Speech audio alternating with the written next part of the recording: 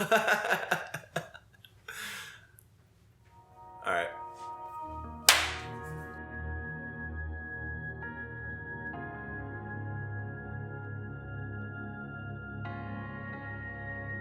So about 10 years ago, we started writing a bunch of songs that we refer to as the cabin songs, because we took some time to go out to a cabin in the woods and work on a bunch of songs that we had been trying to put together for a while, and we recorded them just good enough to remember, so we could work on them later. And we never really finished them. The band stopped being a band. We all kind of went our separate ways. Musically, there were a few other projects that we got into individually, or a few of us together, but I mean, we never touched those songs for years. And a couple years ago, we got back together and did a reunion show, and it was so much fun that we all decided it was time to come back to the cabin songs and do them justice. And so here we are, a decade plus later since these songs started, and now we're finally seeing them all come together in a way that's really cool. So the album is going to be called How Dark the Night, and it's going to wrestle with a lot of sensitive issues, depression, grief, anxiety, suicide, you name it. Anything and everything that causes people to struggle will probably be present in the album. And so there will be hope. It is actually an album that will, I hope, have you rejoicing by the end of it, but it's going to take a while to get there, and it'll take the whole album to tell this story. So we really have it in mind that it's going to be more of an experience than it is just another group of songs for you to listen to.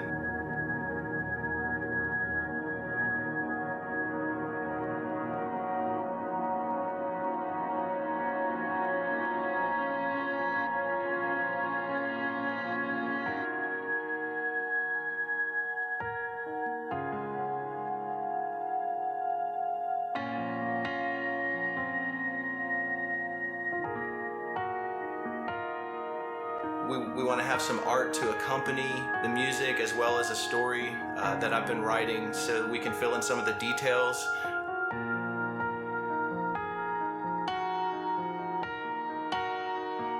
The main character's name is going to be Habit, and Habit, early on in the album, runs away from home because he feels like he's been going through all this grief and depression and losing people that he loves, and his father hasn't really been helping him, so he decides to run away, and he gets lured into this town called Seduction. And while he's there, he hesitates at first because it seems like an awful place, but while he's there, he's brainwashed into thinking, you know what, this is actually a great place, I should stay here. And so after a while, he meets a few different characters, and he comes to and realizes, I have to get out of here, this place is terrible, I need to get back home.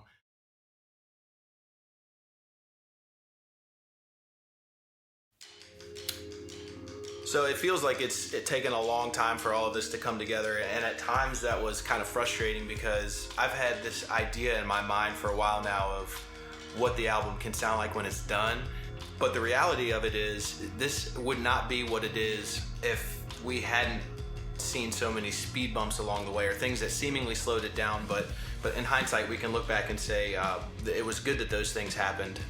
John recorded the drums before he moved out to Arizona, and then that was a few years ago. So we've had to find a lot of ways to get creative throughout this whole process.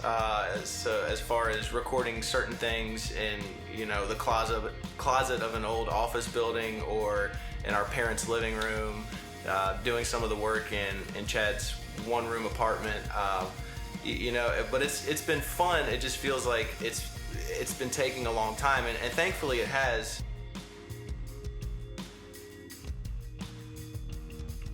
It's taken us over a decade to make this album.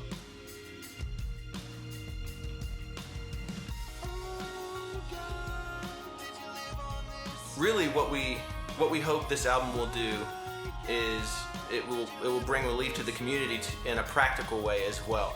So one thing we want to be clear about from the beginning is that we're going to give this album away so that people who need it can hear it and access it, and hopefully it's helpful for them.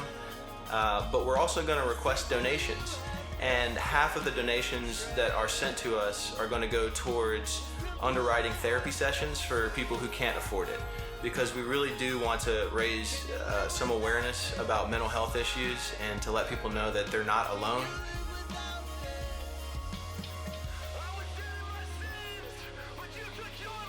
This album has been a labor of love for us because we really don't expect to receive a whole lot for it. It's just been a joy for us to finally record these songs and do it in a way that we hope can affect a lot of people in a positive way. We really want people to know that if you're struggling with mental health issues, that you're not alone. We would love for you to reach out to us if you can. We would be glad to listen and help you know that you're not alone in the fight against whatever it is you're dealing with. And ultimately, our hope has been Jesus from the beginning. That's where we get the name Yours for Mine.